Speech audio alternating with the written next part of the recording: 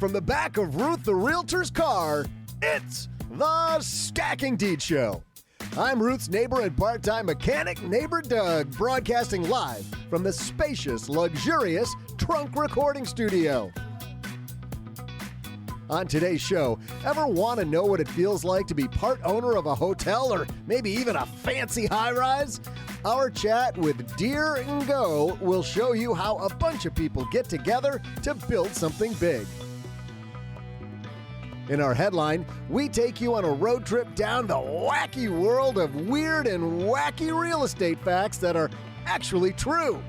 Plus, we'll answer a call to Ruth's rotary phone from Cooper, and fear not, I'll pop in later with my property pop quiz. And now, two visionaries who constantly prove that there's more to podcasting than meets the ear. It's Crystal Hammond and Joe Saul-Sehy. Hey everybody, welcome to today's show. Let's do this. I am so excited, Crystal. We've got a fantastic show and a topic we've never talked about, syndication. Yeah, that's a pretty big word too. Also, I want to interrupt and say, I wish you guys could see when Joe was putting on his Mr. Rogers sweater, the cat was looking at him like, what are you doing, dude? Like, it's the third time this week, dude. Oh yeah, he looked him up and down like, dude. A different Mr. Rogers sweater. Please. And everybody's like, wait, there's a cat in the car too? Like, Yes. How much crap is in Ruth's car? What's going on here? All of it. It's so wild. Yes. Yeah. Cooper's amazed every day by the brilliance that's here. See, look, he's sitting next to me on the seat right there. Fun. So we have a caller named Cooper and a cat named Cooper? What a show. What a coinky dink. The streams are colliding, Wow. Doug. The cat talks. I'm pretty sure the cat felt sorry for us and called in. That's exactly what happened. It's Exactly. Cooper, the amazing talking cat. We wish somebody would call in so bad. Cooper's like, oh my God, somebody put them out of their misery, right? We got a great show. And you know Yes. what, Crystal, we got a fantastic headline. So let's get moving. Hello, chaps. And now our Stacking Deeds headlines. Cheerio and pip pip. Our headline today is hot off the press. I'm sure this is On fire. this is a headline that we had to do today because tomorrow it is expired, done. Nobody wants to talk about it. And it is from a website called theclose.com. 38 weird and wacky real estate facts that are actually true. Not evergreen at all. Not at all. No, totally believable too. Hot off the press. That's the thing about this article is that it's like these things are pretty nuts. So they're not made up. They're not make believe. No, but what's funny about these, Crystal, and the reason I like that we're going to talk about these is because even though these are pretty wacky, is that they do bring up some real things in the world of real estate. Number one on this list, New York requires sellers to disclose that their property's haunted. Can you imagine getting a disclosure?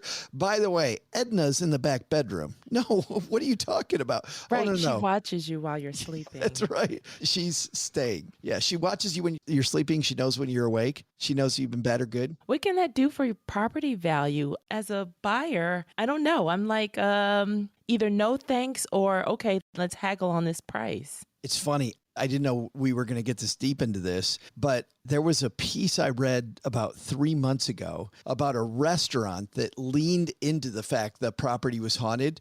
And they made that all of their advertising was that. Well, and I went on when you and I were in New Orleans recently, Crystal, I went on the ghost tour. Yeah, and I did too. There was a restaurant there that leaned into it to the point that they had a table at the restaurant set out for this ghost, and you could pay extra to sit at that table with the ghost.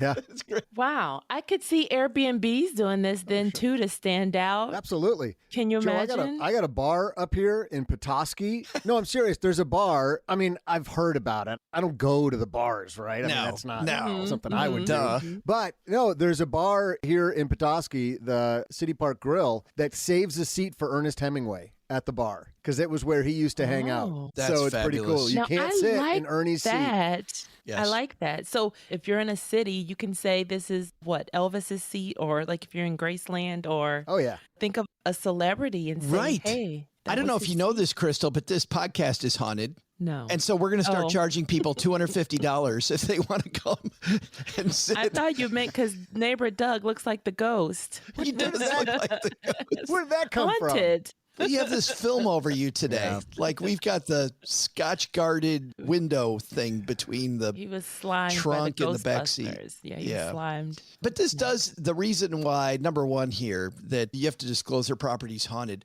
There's been so many times, Crystal, we've heard so many stories where people don't read the document. They don't read the closing document. And I'll give you a personal example. When we sold our house, there was I think the number was $12,000 assessment. They hadn't worked on our road in 35 years. Yeah. And they were finally going to repave our road. And it was right when we were moving. And our real estate agent actually said, he's like, let's just have the seller pay for it. We were in a hot market. We were in a nice area of town. So he said, let's just have them. We will disclose that you are responsible for this and we are not. And we actually went to the township where we lived and we filed all the right stuff, that they were going to be responsible and not us. It was all above board. We put it in the document. Not only did the new homeowner not read it, their agent didn't read it. Oh. And when they figured out at the end, they're like, no, we're not paying this. And we went, we completely disclosed it. Yep. Like it was in black and white, completely disclosed that you are paying the road assessment. We're not, because we're moving out. So I love this. Even if your house is haunted, how many people are going to actually read it? That too. And it is funny. I actually said this week at work too. I told my colleagues, my esteemed colleagues, listen, read my whole email before you ask me a question, because most people don't read it. No. And they want to ask away. And I'm like, nope, you are not allowed to ask me any questions until you read the email. Sorry, not sorry.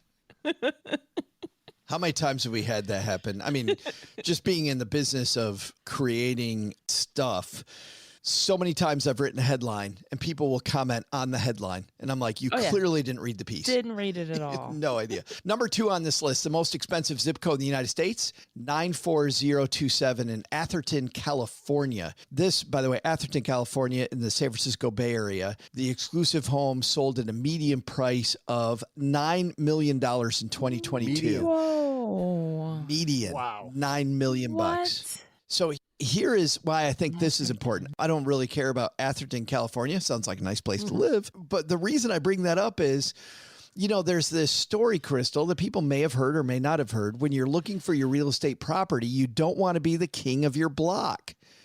You want to look at the median house in your area, and you don't want to be on the low end. You don't want to be on the high end, especially if you're doing short-term rentals. You don't want to be the house everybody wants to get rid of, right? Because they will try to push you out.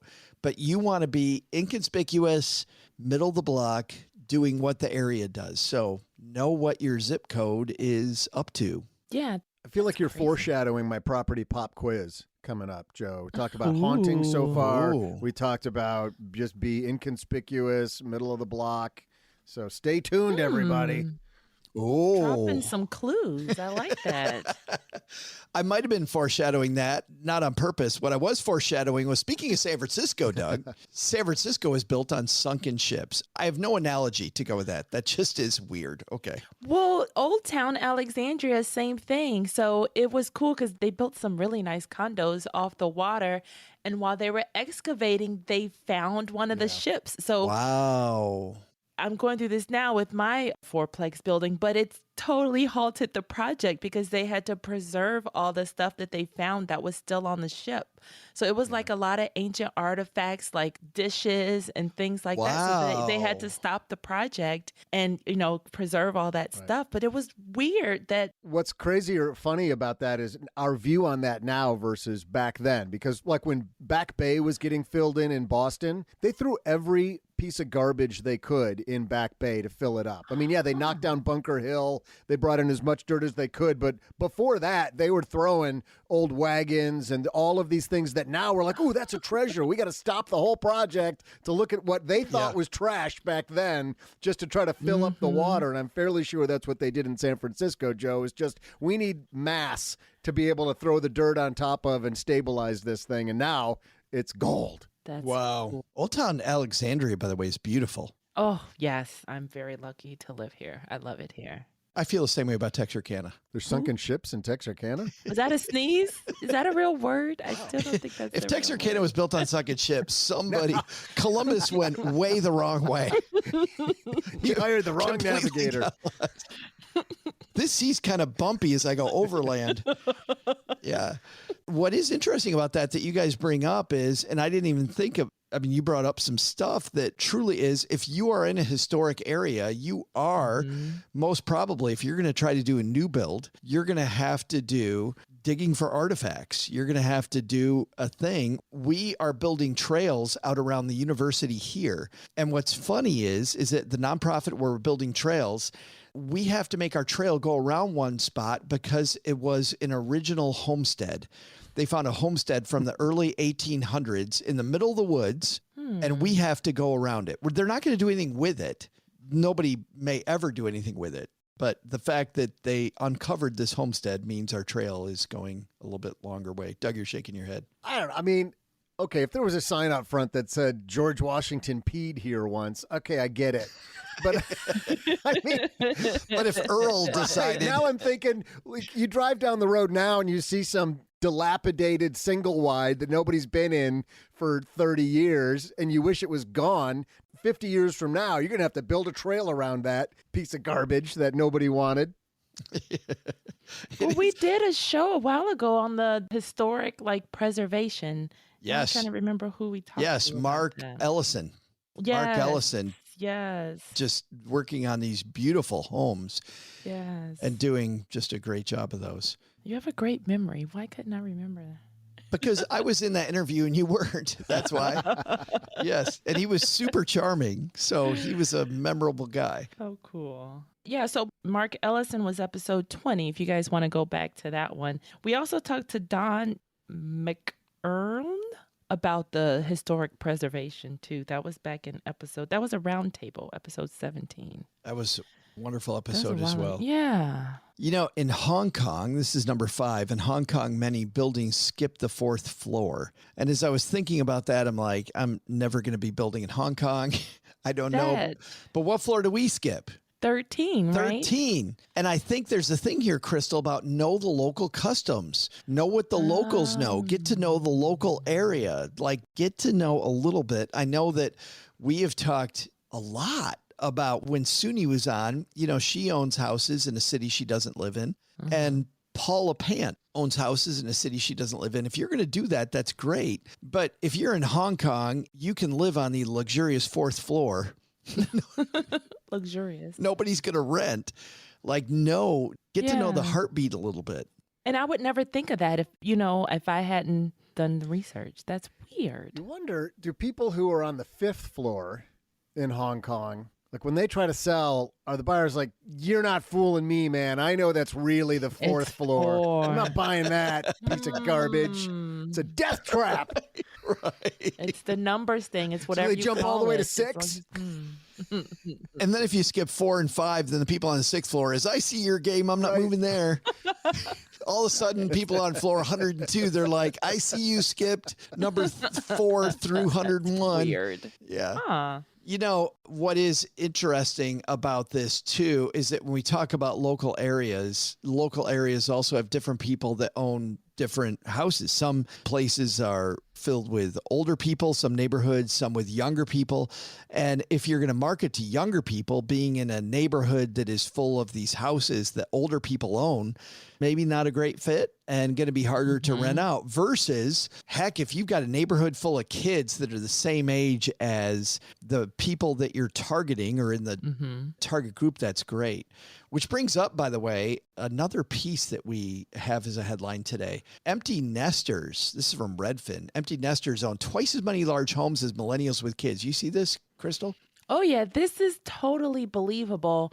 And outside of the reasons they say in this piece, my personal reason is who's going to clean a house that big? I am anti-McMansion as I sit in my studio where if I spin in my chair, I could knock over everything on the kitchen counter, the bathroom counter. And the That's TV right. stand. That's why we like broadcasting from the back of Ruth's car. Like a back seat is good enough for us. Right. Speak for Space. yourself. I'm back here in the trunk, and it is smaller than Crystal's apartment. Fun up there. Are you saying all that spacious you talk about in the open's hyperbole? Yeah. Yes. Just a little bit of sarcasm there. Midge. But in these older neighborhoods, Crystal, there's some interesting stats here that you were looking at. Yeah, like this all makes sense. One of the things they say is that empty nesters, so they take up a lot of large homes because affordability was better back when they were young. And there is no financial incentive to sell now because they own their homes free and clear. And then if they do have a mortgage, it's at a really low rate because people say, oh, just sell it, sell it, sell it. You know, Right. houses are flying off the market. But then it's like, but then where are we going to go? There's not as big of a demand as this article is saying for the younger generation to want to have a big house. But they still, if they want to move to Florida or wherever else, it's expensive there too. So they're like, hey, we may as well just stay put. And these 3-bedroom plus houses, 20% of them owned across the United States by empty nesters. What this brings up for me, Crystal, is that for somebody who's a little bit creative, this makes me think of our episode with Vicki Barron. People should go back and listen to that episode. Because if I'm an empty nester and I feel trapped in this house by my mortgage and there's no financial incentive to move, I think, Crystal, I can get a little creative with this and convince them to move and maybe own one of these houses. Or that's too. And because remember, because Vicky was saying, hey, this is the price that I can afford because it wasn't even at the price that she could afford. So she was able to talk them down. And if they don't have a mortgage on that home, that's even more wiggle room. So much more wiggle negotiating. room. Absolutely. I was laughing, Joe, as you were saying maybe I could convince him to move because I just pictured you like buying the house next door and letting that be completely run down and like dumping all your garbage there. Or maybe making don't him wanna think live it's here. haunted. A chicken farm. People will put a chicken farm. next door. Roosters crowing at dawn. Roosters, yes. Oh my gosh. Roosters roostering in the morning. Play this game. That is playing the long game, the long game. Yeah, it is interesting because I do think, you know, we talk on Stacking Benjamins about how efficient the stock market is. OG talks about that all the time. We've had recent guests on talking about these very few people that can, you know, deal with the cracks in the efficiency. The real estate market, though, Crystal, very inefficient if you can find a motivated seller. And if we've got a baby boomer who's in a 3-bedroom plus house and wants to move and feels trapped, that's an opportunity. That's true. But it seems like the challenge now, even though they're motivated because the house is big, is I think part of what this article gets to is those baby boomers are sitting in those big houses because they're paid for. Right. And the Yeah. interest rates, at least for the last couple, they're starting to move down again. But for the last, couple, 3 years have been high enough that it was more. We talked about this, I think, on Stacking Benjamins, Joe. Yeah. The interest rate's too expensive for them to even move into a small, condo somewhere where it's warmer. So they're like, I'm just staying put here. All it's costing me is taxes and the lawn guy. Yeah. If you solve that dilemma, you are in a great spot. Like if you can pull a Vicki Barron and solve that dilemma for the person, you might get something for a great deal. You could potentially score a really good deal. I would love to hear. Yeah, absolutely. I'd love to hear from our Dieters about how you would solve that. Why don't you guys write to us? It's either Joe at Stacking Benjamins or Yeah, Crystal H8725 at Gmail. it just rolls off the tongue. We got to get you like an easier email, like a We second do a email. Crystal Stacking Benjamins, maybe. Well, oh my goodness. That would be Whoa. we got to run it by OG. That's going to be Okay. difficult. I don't know. OG's always surly about, I got to do what? I can't be making how many emails? Yeah. We will link to both of these pieces in our show notes, which people, Crystal, can sign up for. Where? Yes. You guys join me over at stackingdeeds.net/show notes, where they're handwritten and hand delivered by a bot in your inbox every Tuesday when we drop episodes. So I like when you guys write to us. You can talk to us. Actually, one listener, he said that there might be an issue with our voicemail. So you guys have to test it to tell us if it's broken or not. Oh, no. That's bad news. I just remembered now that. And you decided to tell the world instead of just Joe? I love this. This isn't a podcast. This is our team meeting. Yes. Right here. By the way, yes. Coming up next, Crystal, I'm going to get out and get a Frosty from Wendy's, and you're going to talk to our new friend, Dear Ngo, who I met Dear at FinCon. Yay, my favorite place. Yes, and you're going to talk to her. But before that, Doug, time for the pop quiz. Everybody strap in. Here we go. Hey there, Dieters. I'm Ruth's wrench-wielding repair guru, Neighbor Doug. Since we got Dear and Go here to talk about the power of networking, it got me thinking about the great networkers of all time. I mean, of course, you got people like Jay Van Andel and Richard DeVos, the Amway guys. Or, I guess we could even talk about Ben Franklin. What that guy pulled off in France, that was pretty impressive, right?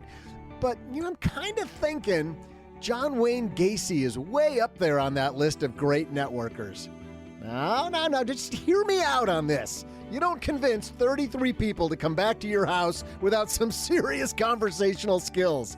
If you're not sure who old John Wayne Gacy is, well, on this date in 1980, he went on trial for murdering all 33 of those people. They say the key to great networking is making lifelong connections with people.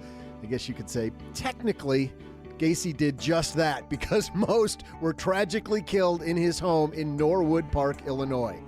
And now that I think about it, it might take some serious networking skills for a real estate agent to sell the house where 26 of John Wayne Gacy's victims were placed in his crawl space. So let's have that be our property pop quiz for today. What states require real estate agents to disclose a death or murder that occurred at a property? I'll be back right after I go take a peek at the crawl space in my house. What? I'm just going to check for, like rats and stuff. I'm not scared.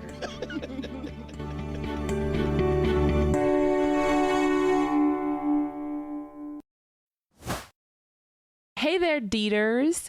Have you struggled with an insurance company that doesn't understand the challenges of being a landlord? Did you know that traditional homeowners insurance will not protect you in the event of a claim if you're renting out your house to tenants? That's why we've partnered with America's best-rated landlord insurance provider, Steadily, to offer you the most comprehensive, hand-picked insurance.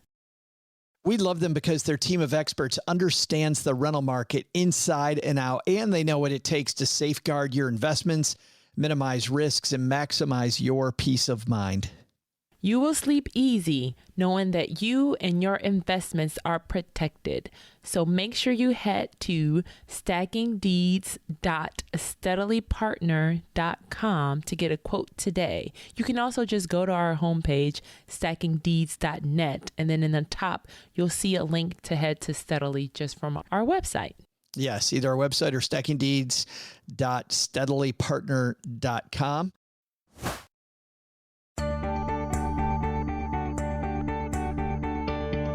Hey there, Dieters. I'm networking novice and guy who's glad he doesn't go by three names, Ruth's mechanic, Neighbor Doug.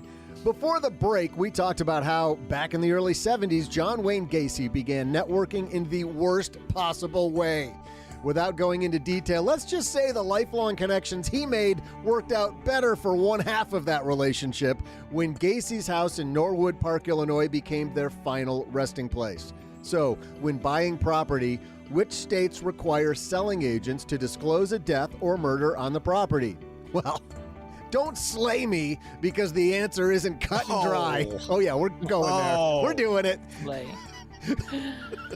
Goodness. But you'll be mortified to learn that only... I got a million of these. But you'll be mortified to learn that only California, Alaska, and South Dakota have laws on the books requiring disclosure. Now look, a few other states like Delaware and Georgia and Kentucky and Wisconsin have to tell you only if you directly ask them. But I mean, who's going to say like, oh, was there a murder in this house? Anyway, most have no requirement at all. I can't believe it. So I guess, it's back to that old axiom. caveat emptor. You'll be glad to know that John Wayne Gacy paid the price for his macabre networking style when he was eventually hooked up to a network of tubes and executed. No. See, I told you there's more coming. Buckle on. Oh, no. Too soon? Hooked up to a network of tubes and executed by lethal injection in 1994. Yeah, I know that was pretty dark trivia segment, but not as dark as that crawl space. Let's just move this along to brighter topics by hearing from Dear and Go about how positive networking can improve your real estate investing.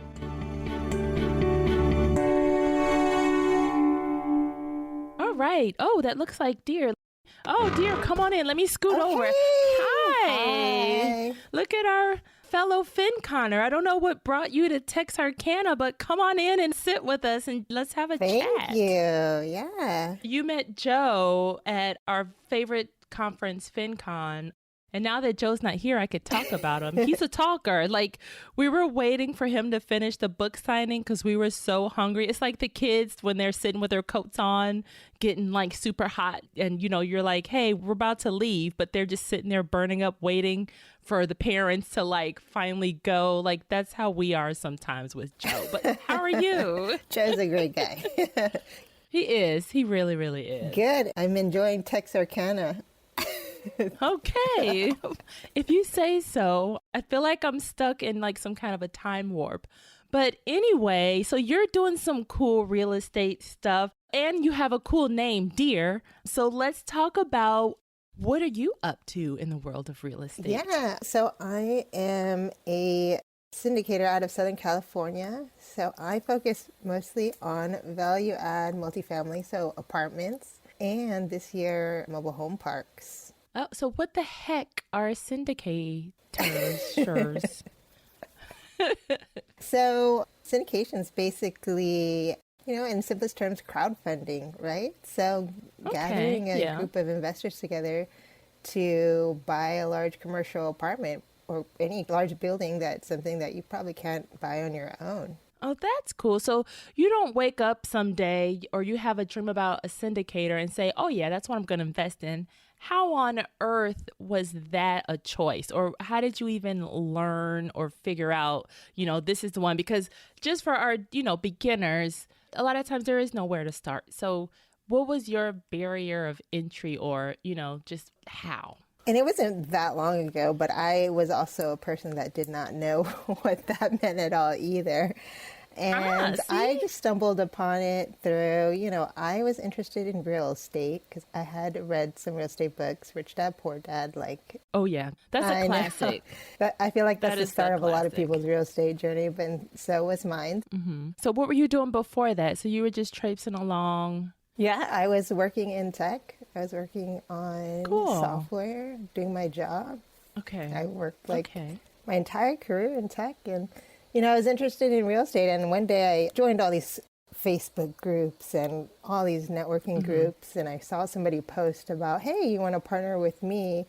I'm looking for people who are interested in partnering, investing in a large apartment building in Houston. And I was like, ooh, that looks interesting. Let me reach out and find out more information. Now, okay, so Houston was the area. Did you know the person? No. Or were you like, what made that a comfort level for you? You know, because there are a lot of scamster, mixed scam pants out there. So what made your guard go, okay, these are trustworthy people? Well, I ended up talking to the person and just learning more about them, you know, doing some kind of investigative research online. Good. Due diligence. Yeah. Are they a legit person? You know, you got to have some wits about you, see if they have some previous history around real estate. And so, well, long story short, I did not end up investing with that person, but I did trigger my interest in learning more about syndications and how I can get into it. So I ended up, you know, going to conferences, going to meetups, joining a bunch of groups. I ended up joining like mentorship groups.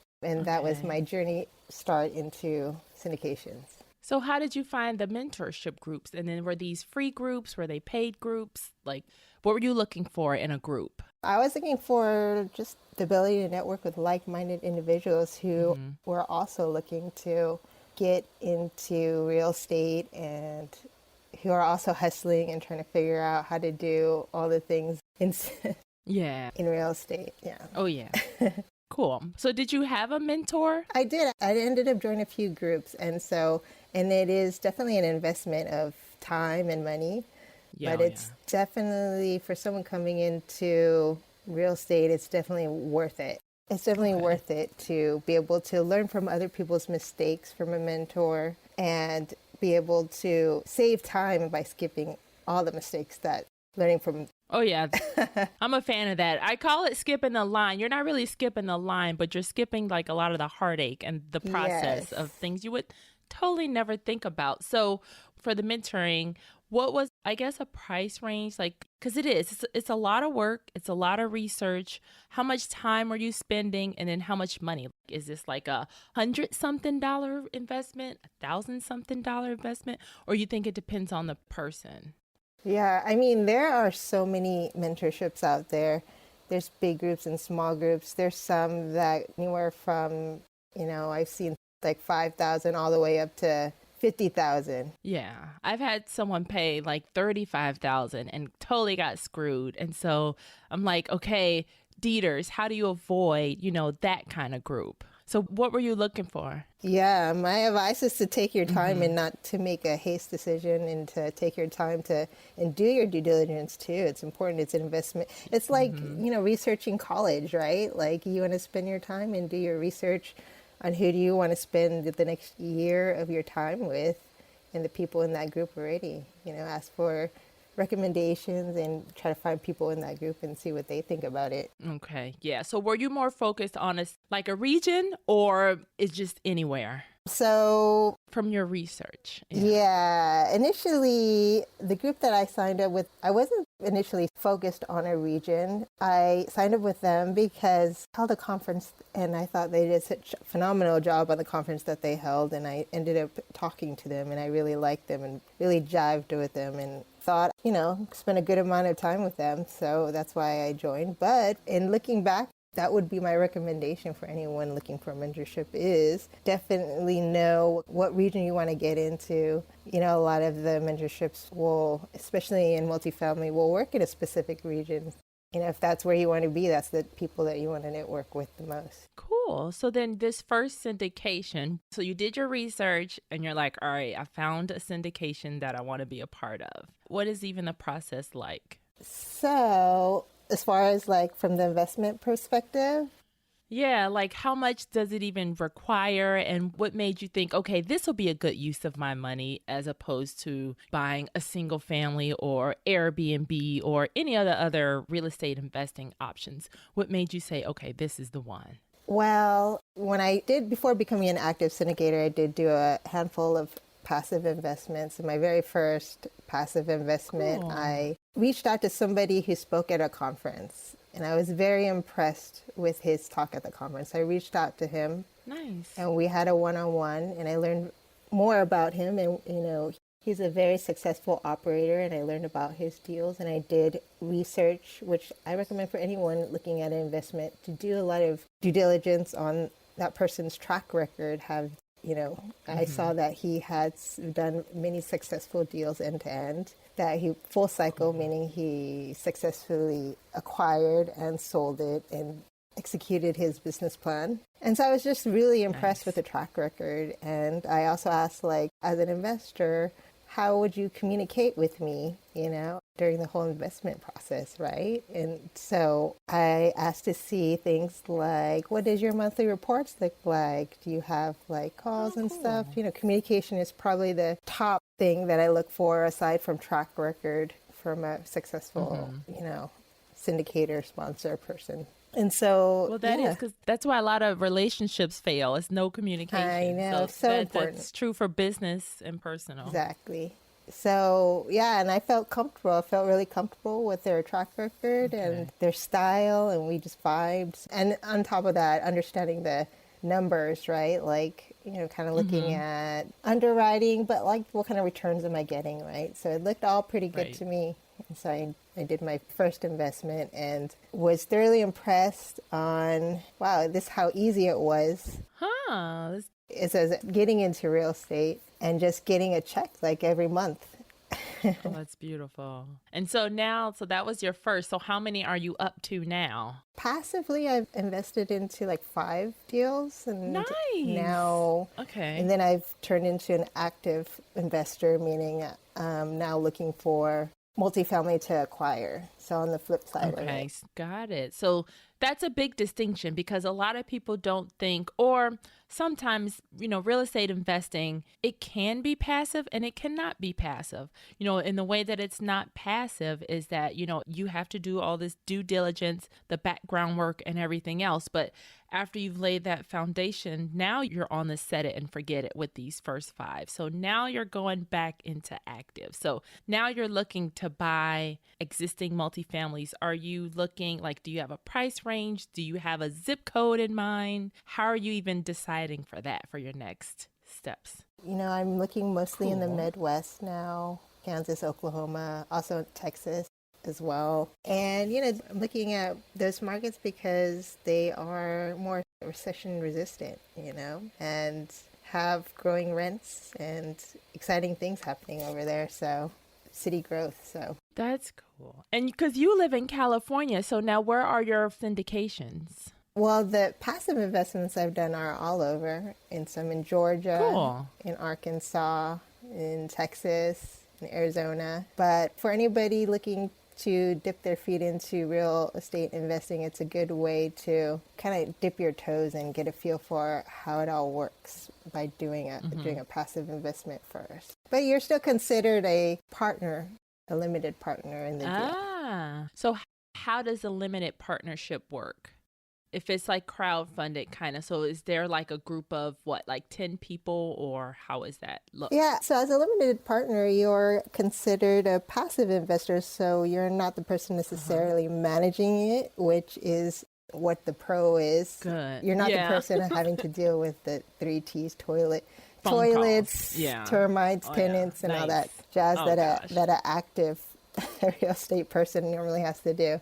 But you have ownership still, right? So you are part of the property LLC. You have part ownership in the property as well. Cool. And so for tax time, all of that is pre-figured out. Yeah, that's the great thing also. As part owner, the tax benefits are passed on to you. So you'll get a Nice. K-1. Most sponsors will do, they should do a cost segregation and figure out bonus depreciation so that all the partners can take advantage of the tax benefits for that year and then on years. Oh, that's cool. So it's it's a true investing in real estate and taking advantage of all the tax benefits real estate has to offer. Oh, that is neat. Are there different price levels? Because say if I wanted to be in the hundreds or the thousands, do they divide it up into, hey, how much do you want to own? Or is it more how do you shop for the syndications? I guess that's what I'm trying to ask.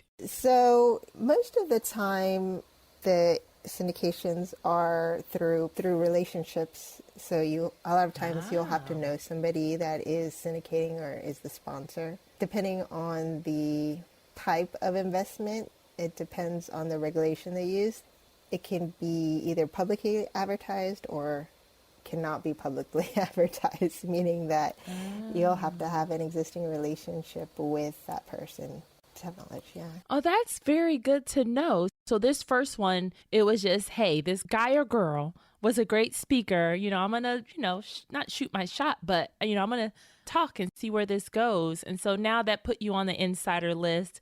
So did that lead to other insider lists? Are they all with this same group, or is it 5 totally different ones? No, my other investments I actually met through other groups. So people that I've just networked with and met through other groups that I'm in. Cool. Yeah, I've met some really cool, because I'm one of the few people that's been to all the FinCons. You have that. This last one was my first one, and I think I'm. Oh, welcome to the family. Thank you. Yeah, I think I'm dedicated for life now. I'm going to have to go to every FinCon. Oh, well, that's good to know. But last year, probably this time last year, actually, they'll do either FinCon, well, they do both, FinCon Beach and FinCon Ski. So I've been to FinCon Ski before, but I went to FinCon Beach this time, and it's a smaller group, and there are a couple of people that are into syndications. and things like that. So that was my way of, meeting people that was comfortable with that are in that space. So that is a cool idea, like networking at conferences. What other conferences are you meeting, the like-minded people at? Everybody knows that listens.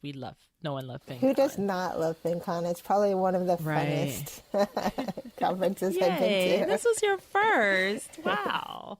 Let's see, because I know Bigger Pockets has one.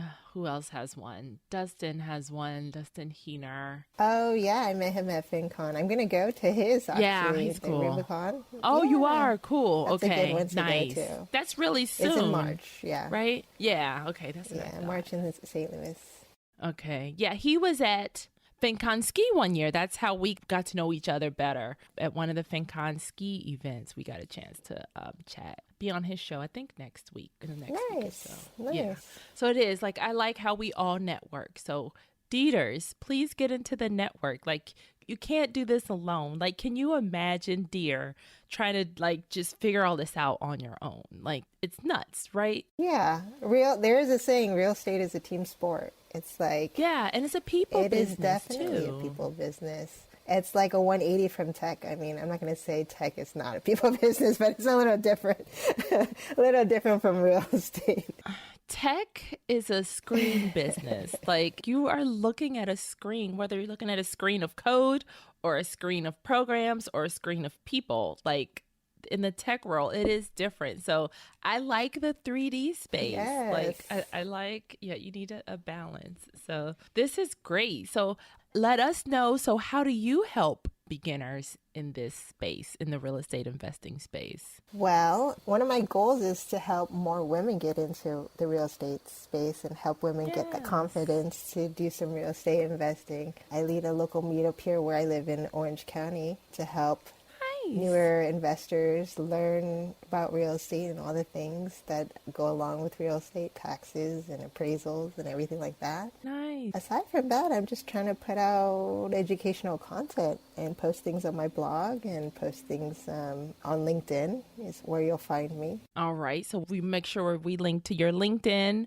hopefully your investment group, and then Rimray Equity. Is that where you blog? And did I pronounce that right? Yes, Rimray Equity. Okay. Rimray is my two kids' names put together. So. Oh, beautiful. How old They're are they? 3 and 6. You don't have oh, busy bodies. Yes. Nice. You have two little busy bodies at home. This is great. Well, it is funny that Ruth just randomly kicks people out because she's a regular at the Sizzler. So you know what? I love Sizzler. Oh, gross. Gross. That's just on the thing of Ponderosa. Sizzler and Ponderosa. I love that Malibu chicken. What are you talking about? Oh my gosh. So sorry to hear that. So sorry to hear that.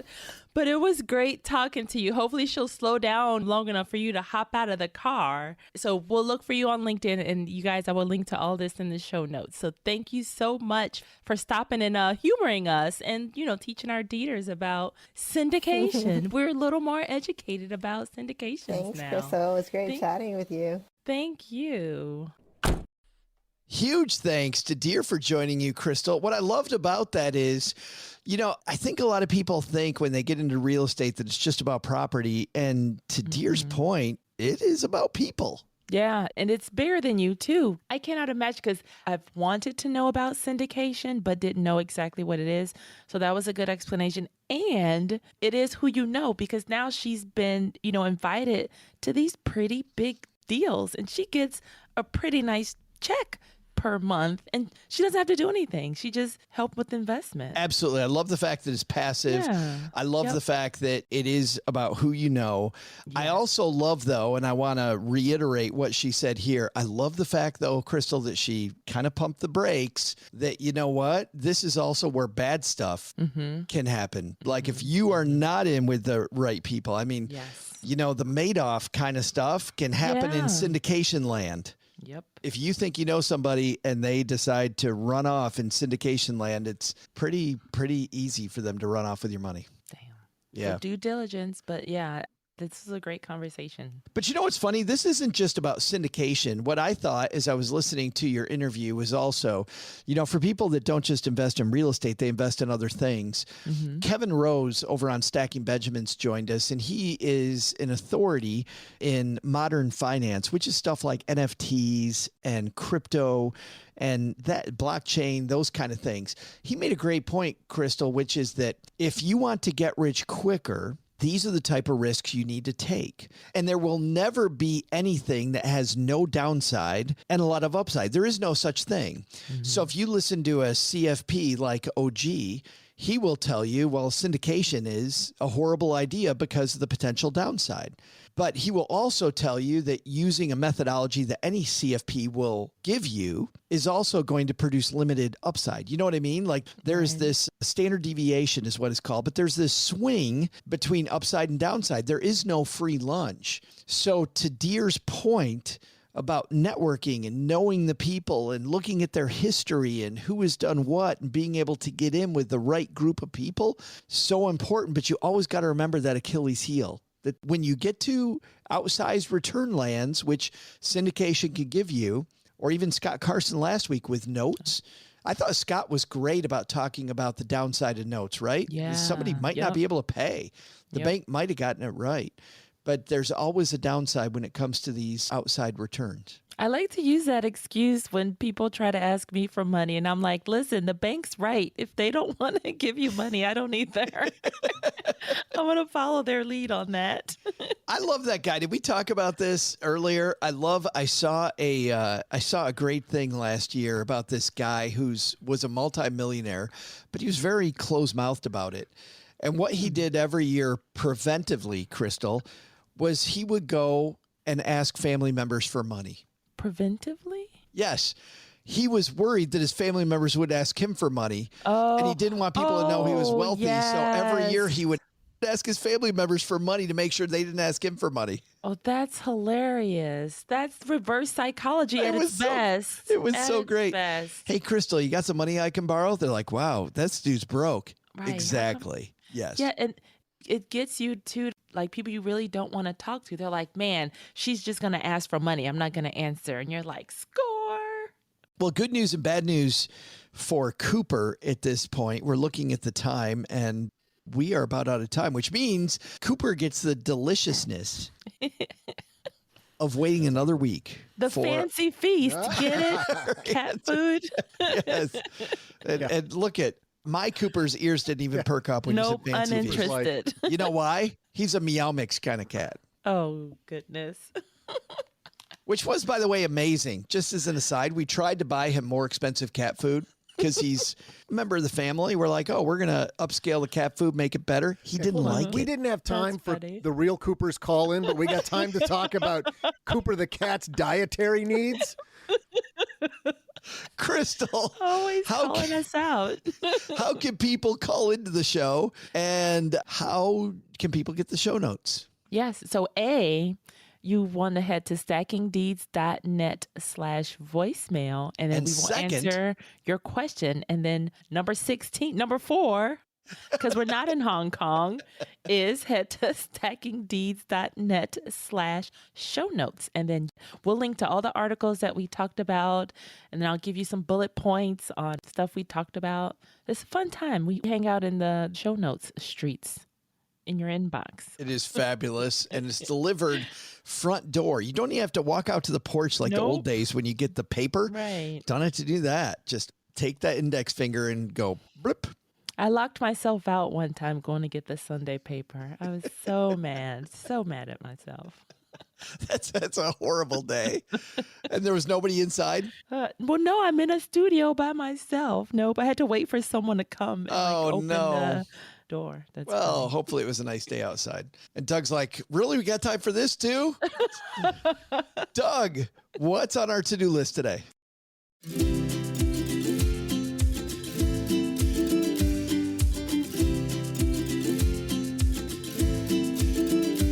So, what should we do based on what we learned today? First, take some advice from Deer and Go and network, and network. Or is that advice about John Wayne Gacy?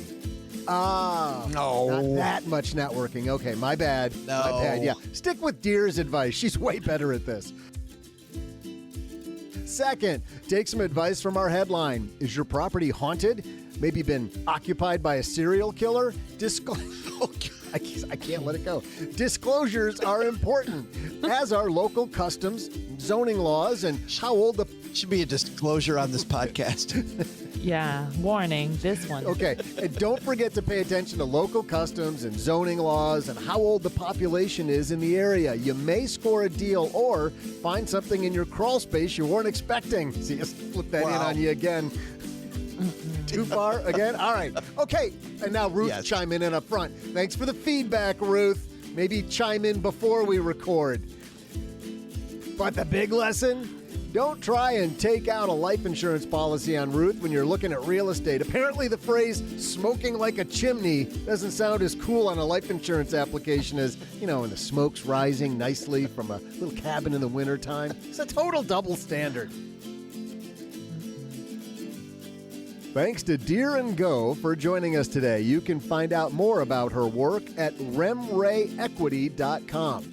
We'll also include links in our show notes at stackingdeeds.net. Can she just have a name that sounds like it's spelled? No. Remray? It's her kids' names.